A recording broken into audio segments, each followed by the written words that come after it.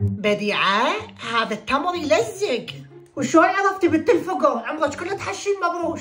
حتشفى الشرقان، يا ريت العيد يعدي على خير. بس سردين الصدق هو شوية يلزق. هذا حلقك اللي يلزق عيوني بأماني. هلا وبنات، اليوم راح اسوي وياكم روتين العيد للعناية بالبشرة. ابداع. ها يوم اقول بنيتي اللي قوالب البلاستيك اللي سوت بهن كليتشه ب 2008 وينهن؟ راح ابحث عنهن بجوجل يما بلكي القاهن. ذني حلوات يمك وش تاخذي بهن يا يما؟